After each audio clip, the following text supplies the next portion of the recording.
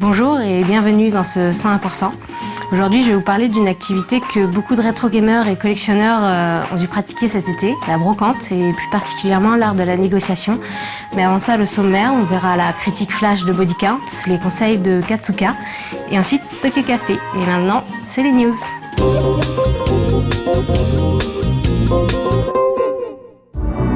Prévu pour le 14 octobre prochain sur 360, Forza 4 continue de crâner avec ce nouveau trailer, nous présentant le circuit américain Infineon Raceway.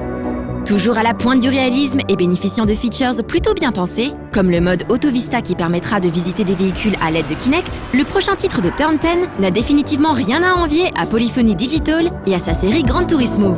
On attendra toutefois d'avoir le monstre en main avant de se prononcer sur cette potentielle tuerie.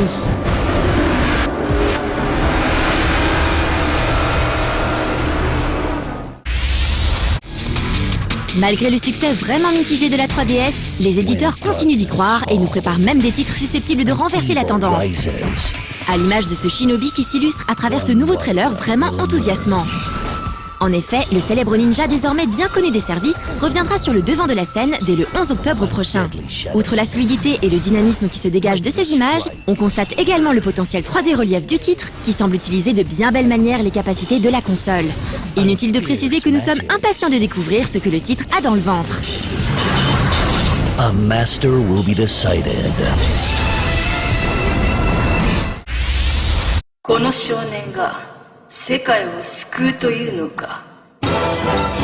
On termine ces news avec de belles images et un nouveau trailer pour Ni no Kuni sur PS3.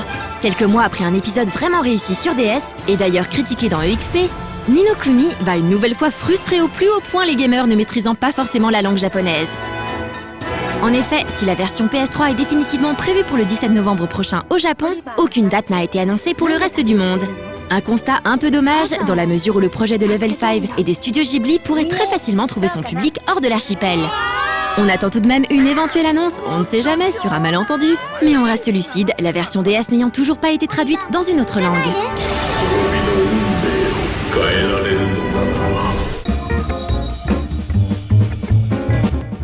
Donc lorsqu'on vient la première fois en brocante, bien souvent on ne pense pas un seul instant à négocier.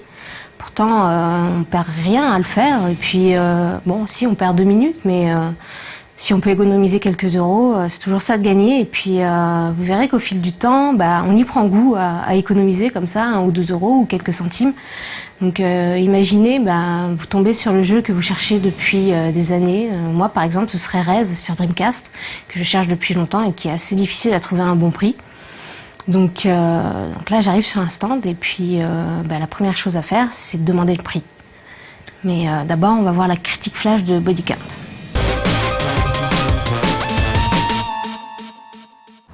On peut difficilement reprocher ce qui va suivre à Codemasters. Après tout, ne dit-on pas que l'occasion fait le larron ? En effet, quelques semaines avant la sortie de titres massifs comme Battlefield 3 ou encore le prochain Modern Warfare, l'éditeur qui était alors spécialisé dans les jeux de course, et qui se débrouille d'ailleurs très bien dans ce domaine, décide de donner dans le FPS. Et compte tenu de la pauvreté hallucinante de Body Count, on imagine que Codemasters a misé sur un malentendu pour écouler un maximum de titres avant que le pot au rose soit découvert. Body Count est donc un FPS qui vous place dans la peau d'un agent d'une network, une organisation qui s'occupe en gros de faire le bien dans le monde. Vous commencez vos missions en Afrique, dans un pays moyennement stable, en proie à des conflits de level 1 qui servent simplement de prétexte pour faire la bagarre. Si au début de ces missions on peut à peu près distinguer les 2 camps qui s'y affrontent, on se retrouve vite attiré sur tout ce qui bouge sans distinction, dans la mesure où eux vous canardent de toute façon. Il en résulte de l'action vraiment fouillie qui n'est certainement pas aidée par cette IA digne d'un mauvais FPS des années 90. L'action devient toutefois presque plus propre lorsque vous entrez dans les installations de la Target, une autre organisation secrète mais qui représente le mal cette fois. L'ensemble reste néanmoins toujours bien cheap malgré ce changement d'ambiance et les pauvres twists avec lesquels le scénario tente de vous accrocher. Si tu veux survivre, va-t'en. Ouais, c'est pas terrible.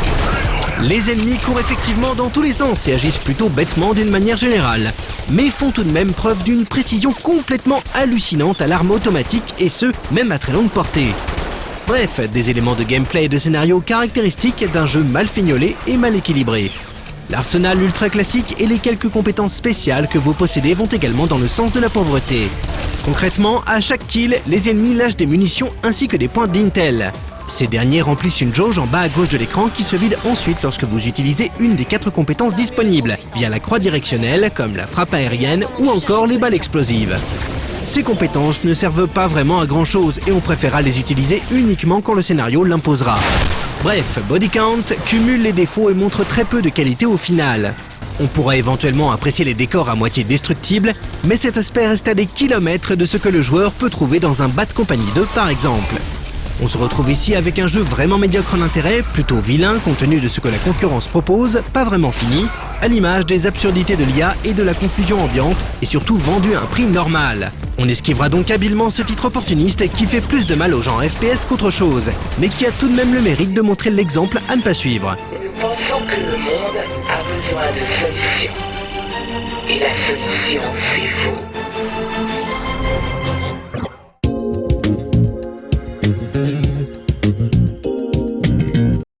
On est en pleine brocante et votre regard se jette sur le jeu de vos rêves. Bon, pour moi, c'est Rez sur Dreamcast. Le vendeur me le propose à 5 €.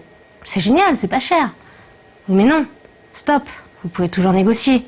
En général, les vendeurs vous le proposent toujours à un prix supérieur à ce qu'ils attendent. Ça fait partie du jeu.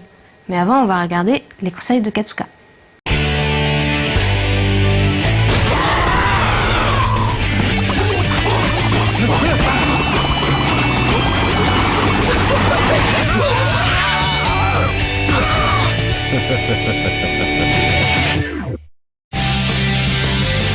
Salut à tous et bienvenue dans la 4e saison de Katsuka.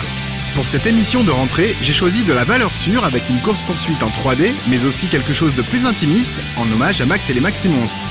Avant ça, ah oui, les news.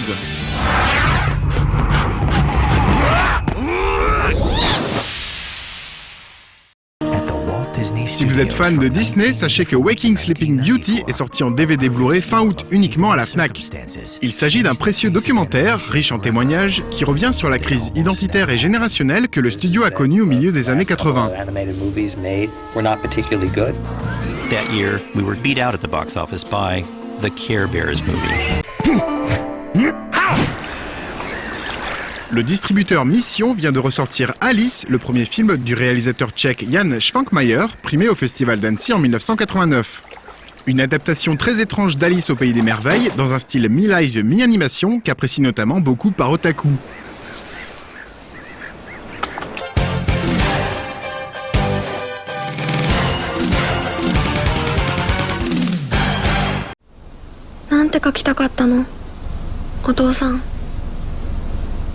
Allez hop, on regarde la bande-annonce de A Letter to Momo. Non parce que comme ça on dirait un petit animé gentil et tout, mais il s'agit en fait du nouveau film d'Okiura Hiroyuki, le monsieur qui a fait Jinro et qui n'a rien réalisé depuis Jinro, alors forcément je trépigne.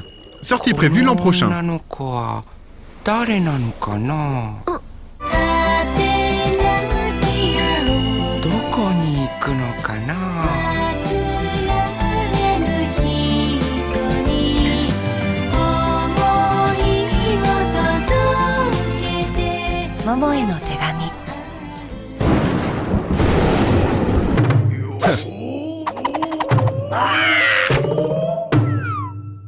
Donc, pour commencer cette rentrée, je me suis dit tiens, allez, encore un film avec une course-poursuite en 3D.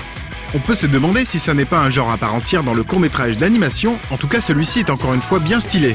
Ça se nomme Mac and Cheese et c'est un film étudiant néerlandais réalisé à l'Université des Arts d'Utrecht par 4 jeunes gens talentueux, dont je préfère vous donner les noms à l'écran car j'ai peur de mal les prononcer.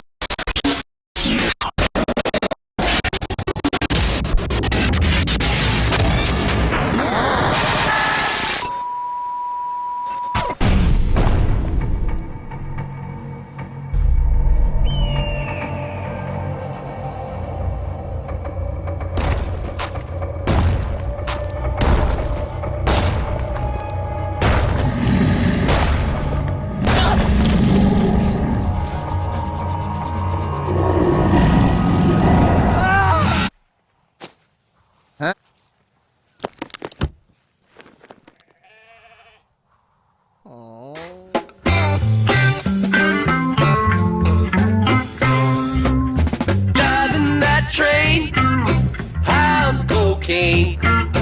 Casey Jones, you better watch your speed. Trouble ahead, trouble behind.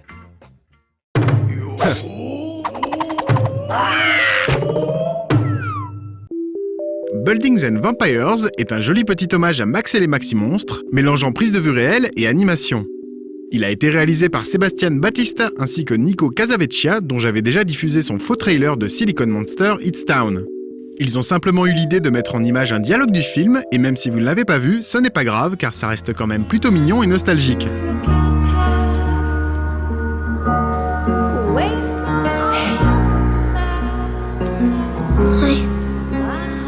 I could use a story.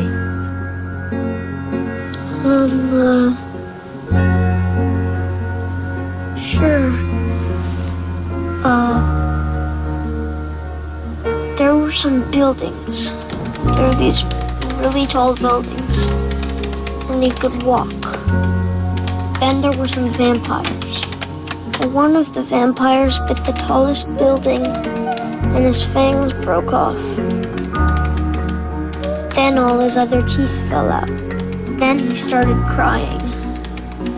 And then all the other vampires said, "Why are you crying?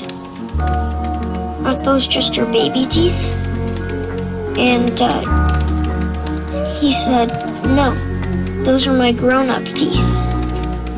And the vampires knew that he couldn't be a vampire anymore, so they left him.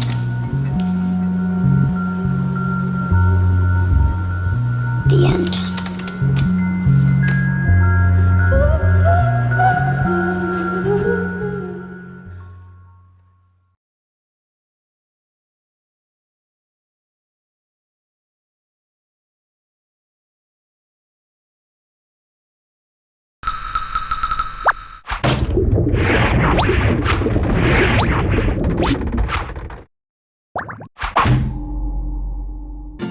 Le mini conseil de regardure, c'est le nom d'une nouvelle rubrique où je mettrai officiellement dedans plein de tout petits trucs animés que je proposais parfois en fin d'émission. Et oui, parce que même quelques secondes d'animation peuvent aussi m'émerveiller. C'est le cas par exemple de cette vidéo autopromotionnelle réalisée par le studio japonais Kyoto Animation pour promouvoir leur savoir-faire.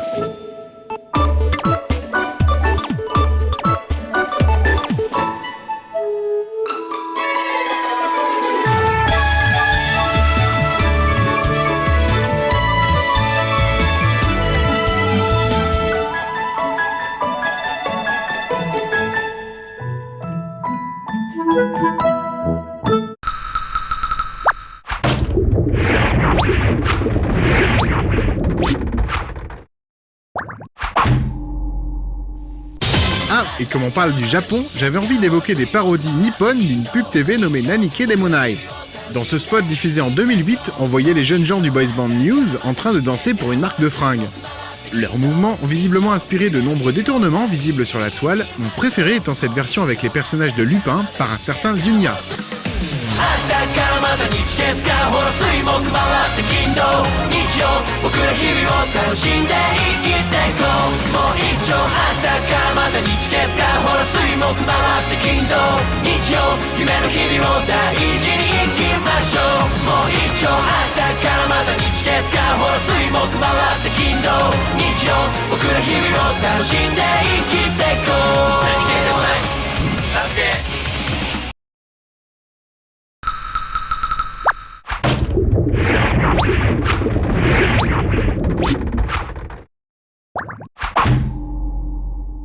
Ah au fait, et comme on parle de danse maintenant, voici une autre pub pour une voiture coréenne qui elle m'a bien vidé le cerveau dans le genre what the fuck improbable.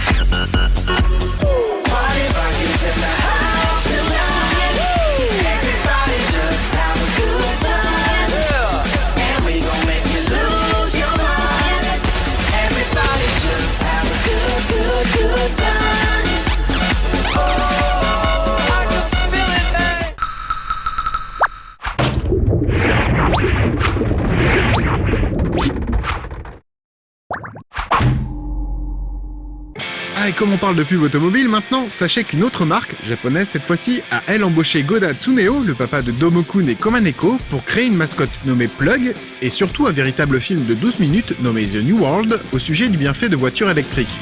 C'est carrément autre chose que les hamsters qui dansent, et c'est visible sur le site the-planet-0.com.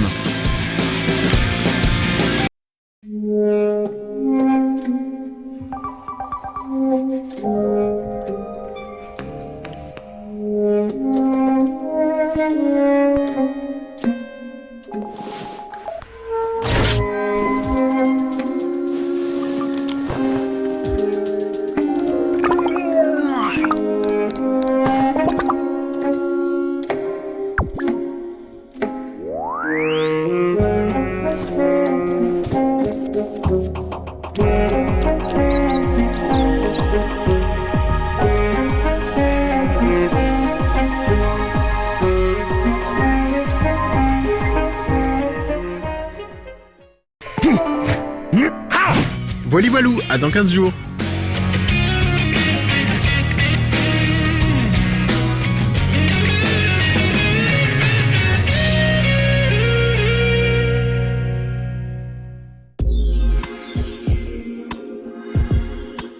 Les négociations commencent un peu comme une partie de poker. Il ne faut jamais montrer son intérêt au vendeur. Sinon, vous perdez tout de suite l'occasion de négocier et de faire au passage une petite économie.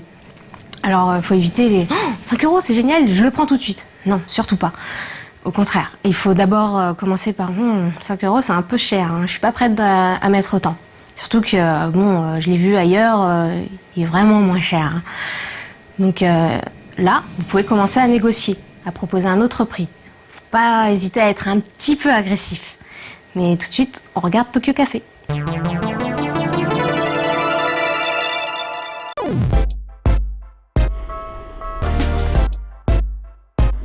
いらっしゃいませ。東京カフェへようこそ。Alors, qu'est-ce que ce sera aujourd'hui? Salut tout le monde, c'est Suzuka. 私パリに来ていますけれど、パリでも原宿に来ています。原宿ってなんだろう？原宿フェスティバル？なんかもうね、早速ね、いろいろね、囲まれてますよ。C'est combien de fois que vous venez au Harajuku Festival? C'est la deuxième année. Toi, tu te guises quoi? Je suis en Miku Hatsune, vocaloïde, que j'aime beaucoup.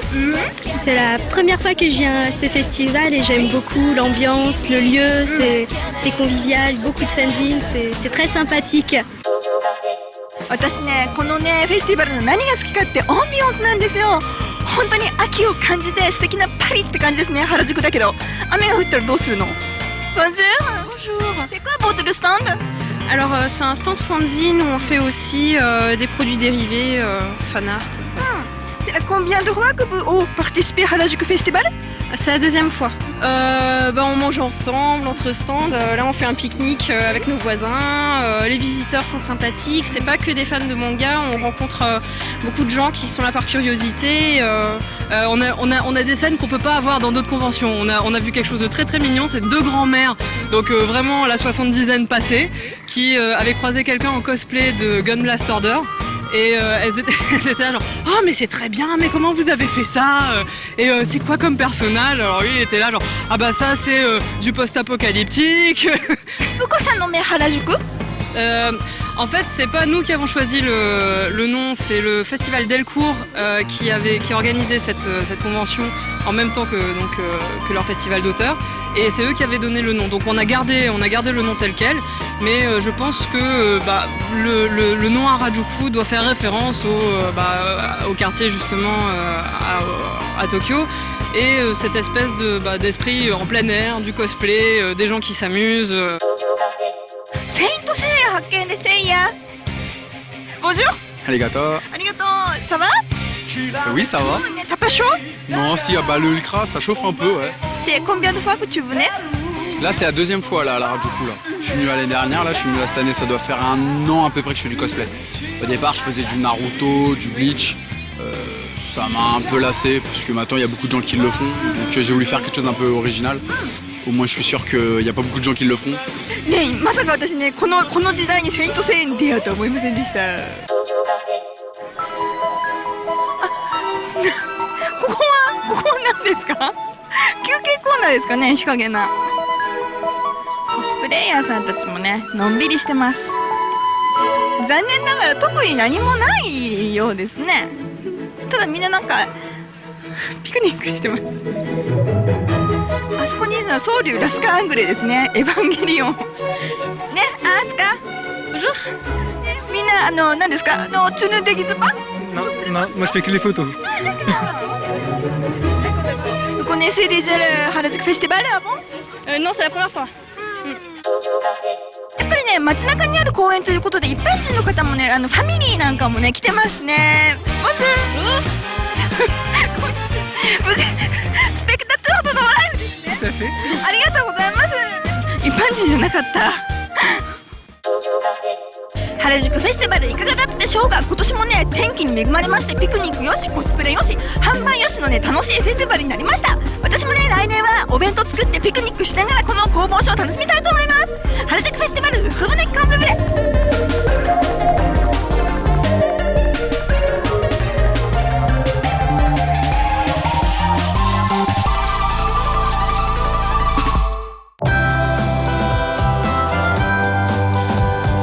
Même sur des prix parfois très bas, vous vous surprendrez vous-même à négocier et vous vous rendrez compte au fil du temps que ça fait partie du jeu, que même les vendeurs eux-mêmes y participent en donnant toujours des prix un petit peu plus élevés. Au début, on est toujours hésitant, timide et puis au fil du temps, on gagne en assurance. Au revoir.